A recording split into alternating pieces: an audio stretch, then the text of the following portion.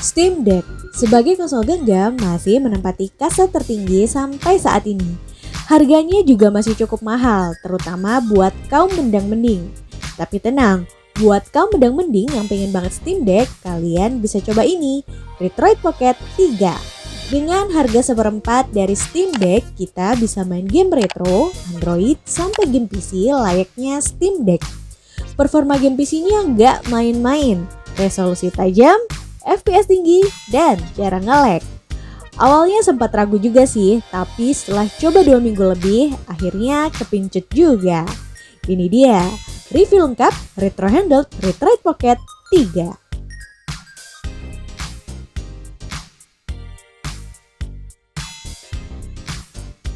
Retroid Pocket 3 adalah konsol genggam yang awalnya didesain untuk memainkan game-game retro. Biar lebih mudah ngomongnya, kita singkat aja jadi RP3. Nah, RP3 ini berbasis Android, sudah mendukung OS Android 11. Inilah yang buat saya tertarik untuk beli. Ya, karena Android. Dengan OS Android, membuka banyak peluang penyesuaian atau modifikasi. Membuat banyak jenis game bisa dimainkan di konsol ini. Game Android udah pasti bisa dimainin di konsol ini. Buat game PC juga bisa, mulai game ringan sampai game AAA juga bisa. Tentunya butuh beberapa penyesuaian, pastinya akan kita bahas di video kali ini. Oke, sebelum saya bahas lebih dalam, pertama mau saya bahas dulu soal desainnya.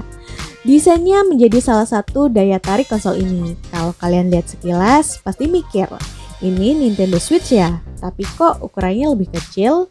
Nah, kalian nggak salah. Memang desainnya dibuat mirip sama Nintendo Switch versi Lite. Cuma ukuran RP3 ini lebih kecil dibanding Switch Lite. Kalau Switch Lite ukuran layar 5,5 inch, RP3 cuma 4,7 inch. Bagian luar pakai bahan full plastik, tapi ini pakai hard plastik ya, jadi masih kerasa solid secara build quality. Walaupun solid, tapi masih cukup enteng untuk ukuran konsol genggam. Gripnya sendiri pas banget di tangan. Buat ukuran tangan dewasa seperti saya ini udah pas. Jari telunjuk bisa menjangkau tombol punggung dan trigger dengan mudah.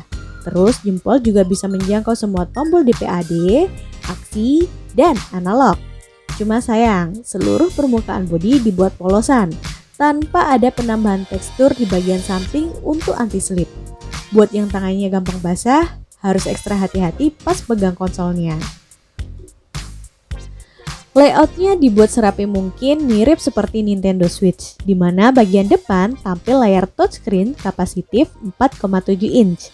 Dilengkapi tombol controller di sisi kanan dan kiri. Gimana? Mirip banget kan sama Nintendo Switch? Bedanya kalau RP3 ini tuas joystick diletakkan selevel di bagian bawah. Joystick juga bisa ditekan layaknya tombol, bisa untuk L3 dan R3. Tuasnya cukup enteng untuk gerakan memutar, kanan kiri, atas bawah, jadi sangat leluasa. Enaknya lagi bagian atas joystick di cover dengan bahan karet, bikin feel megangnya lebih nyaman tanpa bikin jempol sakit. Tombol DPAD dan tombol aksi menggunakan bahan plastik biasa. Buat saya ukuran tombolnya termasuk kecil, tapi pas saya klik kerasa banget feedbacknya. Jadi yakin tombolnya udah kepencet atau belum. Tombol punggung L1 dan R1 sengaja dibuat memanjang dengan desain melengkung di bagian corner. Mulai ujung atas sampai ujung bawah bisa dipencet dengan respon feedback yang sama. Kerasa banget kesan konsol premiumnya. Beda sama konsol murahan yang ujung atas udah pasti nggak bisa dipencet alias keras, malah bikin bagian tengah aja yang bisa dipencet. Lanjut di bagian bawahnya ada tombol trigger R2 dan L2, masih menggunakan sistem digital bukan analog. Lalu di bagian atas ini ada tombol start dan select, penempatannya udah pas. Dibanding taruh di bagian depan bakal makan tempat, ya mending taruh di bagian atas. Lalu ada tombol power sebagai tombol on off atau menonaktifkan layar. Tekan lama untuk mematikan dan menyalakan perangkat. Tekan sebentar untuk mematikan dan menyalakan layar. Dan di sebelahnya ada mini HDMI output untuk sambungan ke layar TV. Sisi bawah dilengkapi 2 speaker bagian kanan dan kiri, jack audio 3,5 mm, USB Type-C untuk charger dan transfer data, dan slot untuk micro SD. Sisi kanan ada tombol beranda dan sisi kiri tombol pengatur volume. Terakhir bagian belakang ini polosan ya, cuma ada kisi-kisi ventilasi di bagian atas dan 2 di bagian bawah.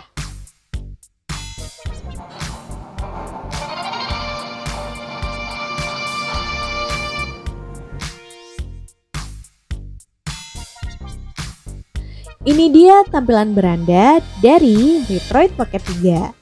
Tampilan antarmuka, bentuk icon, aplikasi, sampai menu pengaturannya smartphone banget ya. Ya wajar sih, OS yang dipakai juga Android. Misal bagian kanan dan kiri dihilangkan, cuma tersisa layar, akhirnya sama aja kayak smartphone 4,7 inch. Cek di info ponsel, RP3 ini sudah mendukung Android versi 11. Biar lebih detail, kami cek pakai aplikasi AIDA 64 ya.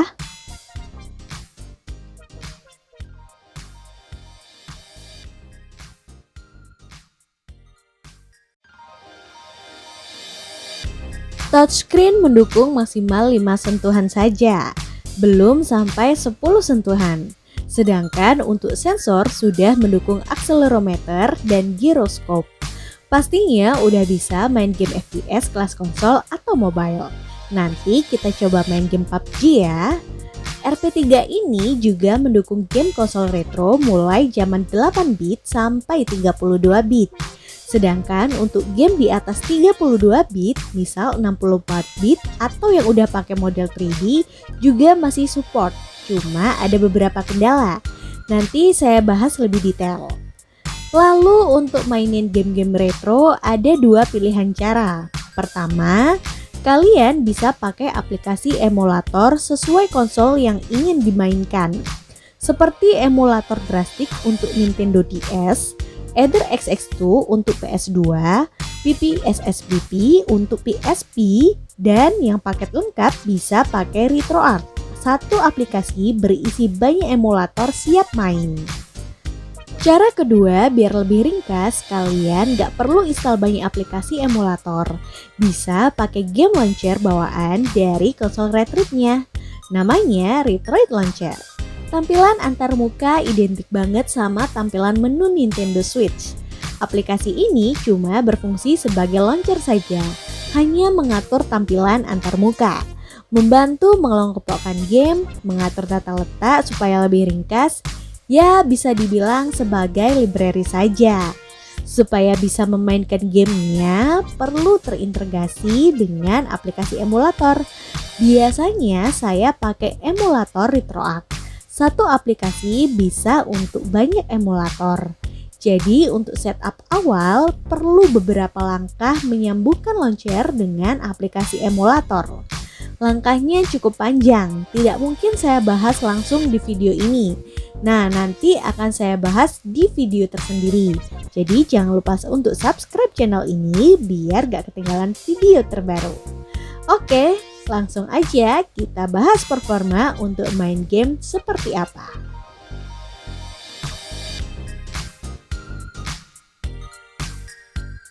Oke, untuk game retro 8 bit sampai 16 bit performanya nggak perlu dibahas lagi ya.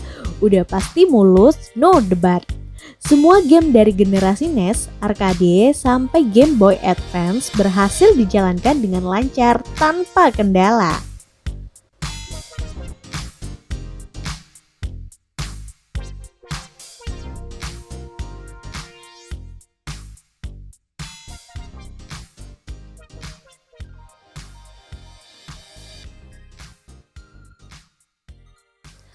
Lanjut ke level yang lebih tinggi, generasi 32 bit dan 64 bit awal.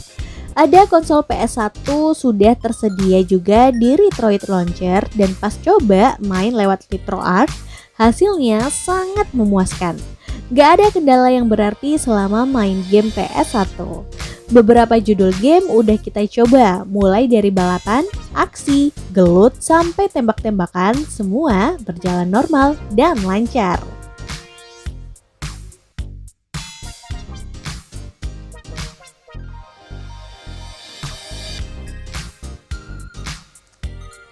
Game PSP juga bisa dimainkan di RP3 ini. Cuma saran saya install emulator PPSSPP. Sebab pakai RetroArch gamenya sering gagal dimuat. Pakai emulator PPSSPP performa lebih stabil untuk game PSP. Dan dari beberapa review memang aplikasi ini yang paling juara untuk emulator PSP. Banyak game PSP berhasil dimainkan dengan lancar. Kebanyakan grafisnya mentok di 30 fps, tapi itu udah cukup. Ditambah kualitas gambar game PSP yang 11-12 dengan game PS2. Tapi pas coba game God of War, terjadi masalah frame drop yang cukup parah. Frame drop sampai 50%, alhasil grafisnya jadi lemot dan suara yang patah-patah. Bisa aja diakali dengan mengaktifkan fitur frame skip, cuma gerakannya jadi kurang smooth dan gak natural. Dari beberapa game yang sudah saya coba, baru di game God of War ini saja yang muncul masalah. Kalau di game lainnya masih oke-oke aja. Ya memang God of War ini termasuk game yang cukup berat, apalagi dari sisi grafisnya. Ditambah RP3 ini cuma pakai RAM 3GB dan GPU Power VR yang termasuk kelas middle low. Pesaing dari PSP yaitu Nintendo DS juga berhasil dimainkan secara lancar di RP3 ini. Untuk emulatornya saya pakai Drastic karena beberapa kali coba di banyak perangkat, Drastic ini yang cukup stabil. Pakai RetroArch dengan Core Melon DS ternyata ada beberapa game yang tidak bisa berjalan lancar, seperti Mario Kart yang grafisnya malah slow motion dari awal sampai akhir. Next kita coba main game Sega Dreamcast dengan emulator RetroArch. Hasilnya memuaskan. Berjalan lancar tanpa ada kendala apapun. Tapi berbeda drastis kalau buat main GameCube atau 3DS. Pakai emulator Dolphin, aplikasinya bisa terbuka dan berhasil diakses. Tapi sayangnya pas coba main game hasilnya lemot parah. Grafisnya malah jadi slow motion. Udah coba game lain dan hasilnya sama. Berarti dari sisi mesin RP3 ini belum mumpuni buat game sekelas GameCube. Terjadi juga di game Nintendo 3DS. Hasilnya malah lebih lemot dari GameCube. Dari percobaan GameCube dan 3DS yang tidak terlalu memuaskan, malah buat saya penasaran coba game yang lebih berat lagi, yaitu game PS2. Ether XX2 jadi emulator PS2 yang saya pakai, paling banyak dipakai dan menurut review ini yang paling bagus dan stabil untuk Android. Ternyata hasilnya masih sama, gamenya super lemot, padahal ini masih masuk ke menu game, belum mainin gamenya. Masih mending GameCube karena menu game masih berjalan normal. Buat kalian yang pengen main game PS2, RP3 ini kayaknya kurang rekomen buat kalian beli. Mending yang generasi kedua yaitu Retroid Pocket 3 Plus. Katanya udah bisa buat main game PS2. Mungkin nanti kalau udah ada barangnya bisa langsung kita bandingkan. Nah, karena ini basicnya Android, jadi buat install game Android juga bisa. Ini langsung aja saya install game PUBG dan Mobile Legends. Untuk mapping tombol gamepad, kita nggak perlu install lagi aplikasi pihak ketiga. Semuanya sudah tersedia fitur mapping bawaan dari RP3 ini. Tinggal kalian swipe dari sisi kiri, nanti muncul banyak pilihan menu setting, pilih menu key adapter. Nah, tinggal kalian cocokin tombol gamepad dengan tombol layar yang ada di game. Mudah banget kan settingnya? Jadi kita bisa main game PUBG atau Mobile Legends pakai gamepad dari RP3 ini. Cuma untuk game PUBG saya masih suka pakai touchscreen, khususnya buat atur kamera atau sudut pandang aja. Kalau untuk scope dan tembak lebih enak pakai tombol gamepad. Nggak tahu ya, pas saya main PUBG pakai gamepad di RP3 ini hasilnya selalu menang. Kalau main di HP jatuhnya malah kalah terus. PUBG sama Mobile Legends bisa dimainkan secara lancar di konsol ini. Walaupun kadang ada beberapa nge-lag terutama untuk Mobile Legends. Kalau ingin lebih lancar lagi, bisa ubah settingan ke rata kiri biar lebih smooth, walaupun secara grafis lebih rendah. Nah, yang terakhir saya coba buat main game PC. Pastinya bukan langsung install dan main game PC di konsol ini ya. Jelas nggak mungkin, karena dari spek udah nggak mungkin sama sekali. Tapi ada cara lain buat main game PC di Retroid Pocket 3 ini, dengan cara remote play. Biasanya aplikasi yang saya pakai untuk remote play ada Moonlight dan Parsec. Cuma beberapa hari terakhir saya lebih sering pakai Parsec karena fitur yang lebih beragam dan performa yang lebih stabil. Tinggal install aplikasi Parsec di RP3 dan install juga di PC atau laptop kalian. Lalu jalankan aplikasinya. Maka otomatis RP3 ini bisa meremote PC atau laptop kita dari jarak jauh. Maksudnya remote adalah kita bisa mengendalikan PC atau laptop kita dari layar atau konsol Retroid ini. Tampilan PC atau laptop akan muncul di layar RP3. Bukan sekadar muncul, tapi kita bisa melakukan aktivitas layaknya laptop dan PC di Retroid ini.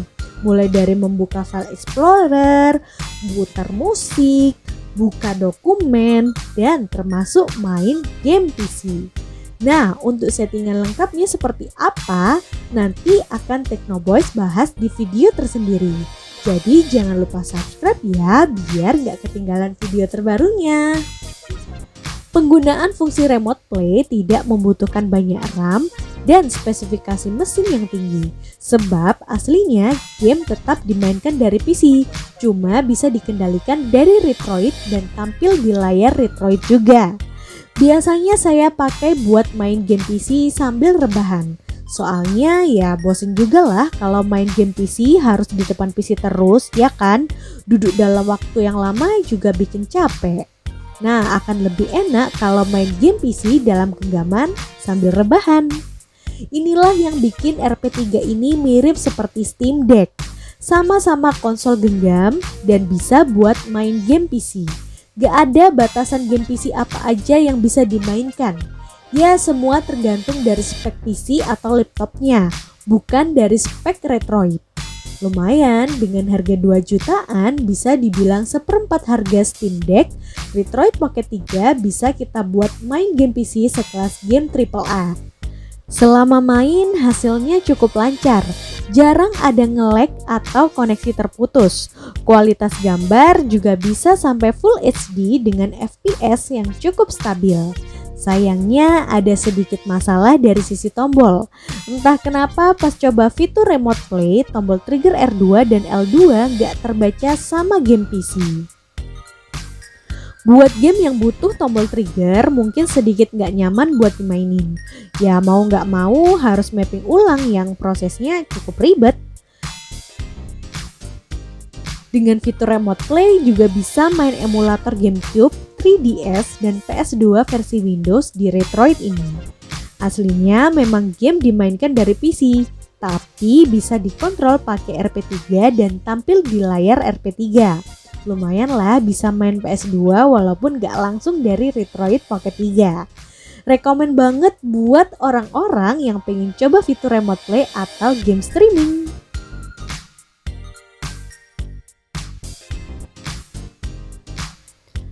Kapasitas baterainya cukup besar dengan angka 4000 mAh. Dalam posisi standby tanpa terkoneksi jaringan internet atau wifi bisa bertahan sampai 1 minggu. Dibuat main game offline non-stop bisa bertahan 8-10 jam dengan kondisi baterai terisi penuh. Main game online seperti PUBG bertahan sekitar 6-8 jam. Durasinya cukup lama untuk ukuran konsol genggam, cocok buat dibawa traveling atau ngetrip. Dengan harga 2 jutaan, kita udah dapat konsolnya ditambah bonus dan kelengkapan super lengkap. Sudah dilengkapi dus, kabel USB Type-C untuk charger, dan buku manual. Dapat bonus pouch bag yang cocok banget buat traveling, bisa bawa konsolnya kemana-mana tanpa takut lecet atau rusak. Bonus micro SD 32GB ditambah beberapa spare part cadangan untuk tombol DPAD dan aksi. Dilengkapi juga obeng kecil untuk bongkar-bongkar. Lengkap banget kan?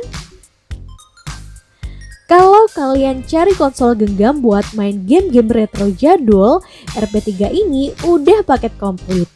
Game jadul dari generasi 8 bit sampai 32 bit bisa dimainkan dengan mulus tanpa flow sama sekali. Dan pastinya sudah OS Android, jadi bisa mainin game-game Android juga.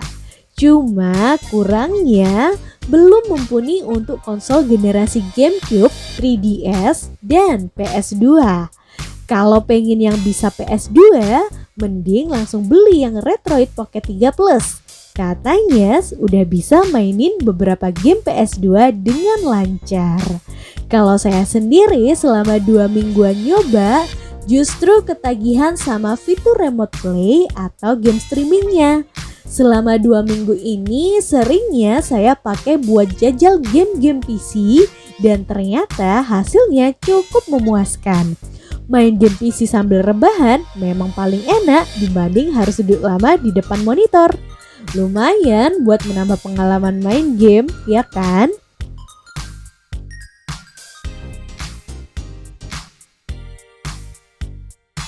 Oke boys, itu tadi review lengkap konsol genggam Retroid Pocket 3. Khusus untuk panduan setting awal dan panduan untuk remote play akan kita buatkan video tersendiri ya.